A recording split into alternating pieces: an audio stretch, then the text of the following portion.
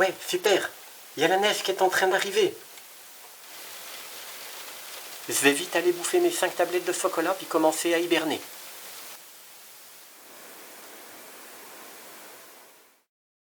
Dans ma précédente vidéo, je vous avais montré comment on pouvait activer un servomoteur sans radiocommande. Dans cette vidéo, je vais vous montrer comment je peux actionner ce même servomoteur, toujours sans radiocommande et par liaison infrarouge. Ici j'ai mon servomoteur, ici j'ai mon montage réception infrarouge, ici mon montage émission infrarouge. Je mets sous tension.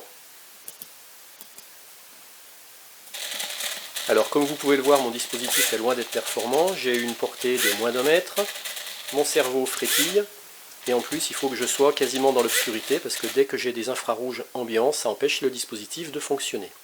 Alors s'il y en a qui ont des infos pour augmenter la portée infrarouge et rendre le système plus performant, je suis preneur, je vous remercie d'avance. Maintenant, je vous montre le schéma d'ensemble de tout le montage.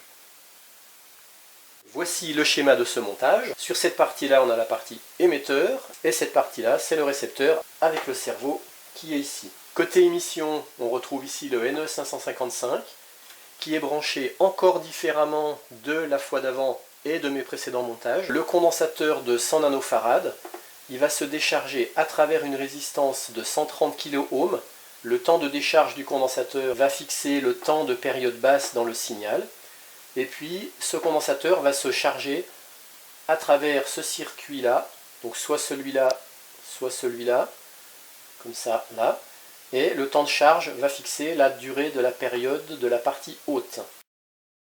Ici j'ai un interrupteur qui me permet que la charge se fasse quand l'interrupteur là est ouvert, ce circuit là est ouvert, donc le courant ne peut pas passer par ce circuit, ce qui fait que le condensateur ne peut se charger que par ici à travers une résistance de 4700 ohms, et quand l'interrupteur est fermé, ce circuit là est fermé, ce transistor là devient passant, et du coup le condensateur là peut se charger à la fois par ce segment là et par ce segment là.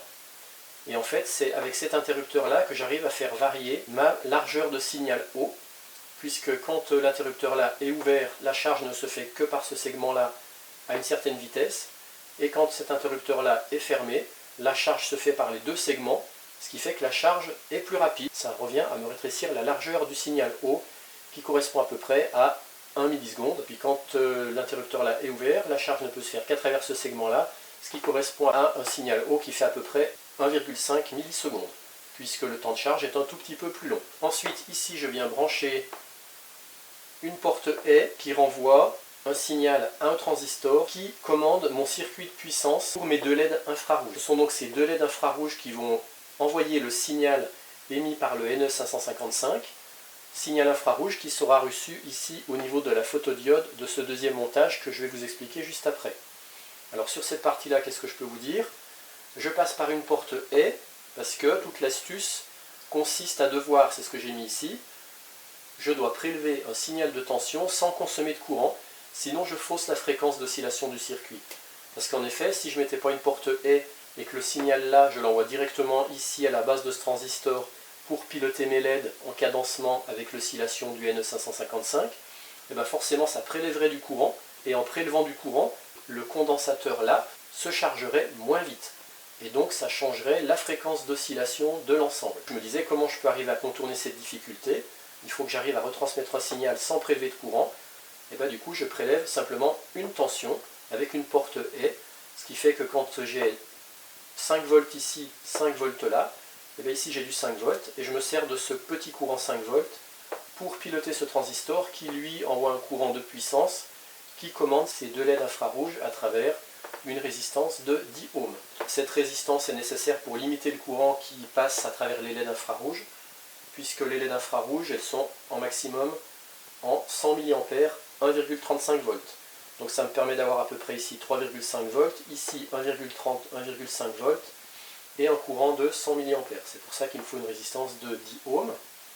J'utilise donc une porte haie, j'utilise un transistor BC547, ici j'utilise un transistor TIP122, et puis donc ici une résistance de 450 ohms, ici une résistance de 30 k ohms, ici une résistance de 4,7 k ohms ou 4700 ohms, ici un petit condensateur de 10 nanofarad pour stabiliser le NE, ici mon condensateur de 100 nanofarad qui, combiné avec ces résistances-là, me permet d'avoir une fréquence d'oscillation à peu près de 50 Hz, et ici une résistance de 130 kΩ.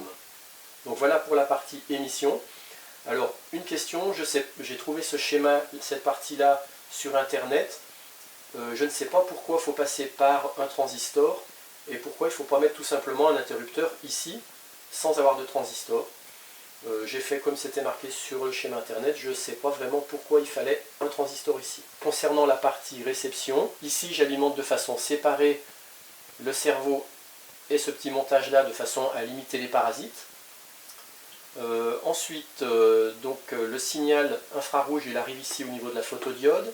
La photodiode, il faut donc bien la monter en polarisation inverse.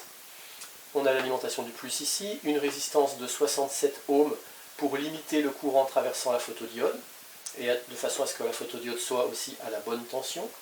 Ici, il faut prendre un transistor, moi j'ai pris un transistor TIP 122, au début j'ai fait mes expériences avec un BC 547, mais le cerveau ne fonctionnait pas, parce qu'au lieu d'avoir un beau signal carré comme ça me faisait un signal comme ça, et c'est grâce à l'oscilloscope que j'ai compris pourquoi le transistor BC 547 ne faisait pas l'affaire, ne faisait pas un beau signal comme on a besoin pour faire fonctionner le cerveau. Donc c'est pour ça qu'en essayant avec un transistor TIP 122, j'ai vu que ça marchait parce que je gardais un beau signal bien carré. Ensuite ici je prends une résistance de 1K et une résistance de 2,7K reliées au moins. Et pourquoi j'ai deux résistances ici? Eh bien c'est pour faire un pont diviseur de tension de façon à avoir 3,5 volts à peu près à ce niveau-là que j'envoie dans le fil de signal du cerveau. Puisqu'en fait, le fil de signal de cerveau, c'est par ce fil de signal de cerveau qu'on va envoyer le signal qui va commander le cerveau. Et en fait, ce fil-là n'a pas besoin d'avoir du courant, il suffit de lui envoyer en fait un signal de tension qui va alterner entre à peu près 3,5 volts et 0 volts. Et donc, grâce à ce pont diviseur de tension comme ça, avec ces valeurs-là, je suis arrivé à peu près à 3,5 volts ici. Ce qui fait que tantôt j'ai à ce niveau-là 3,5 volts, tantôt 0 volts, de cette forme-là, ce qui me permet de piloter le cerveau. Et puis là, comme j'ai deux alimentations séparées, pareil, de nouveau, il faut mieux relier les deux moins ensemble pour limiter les frétillements et les parasitages.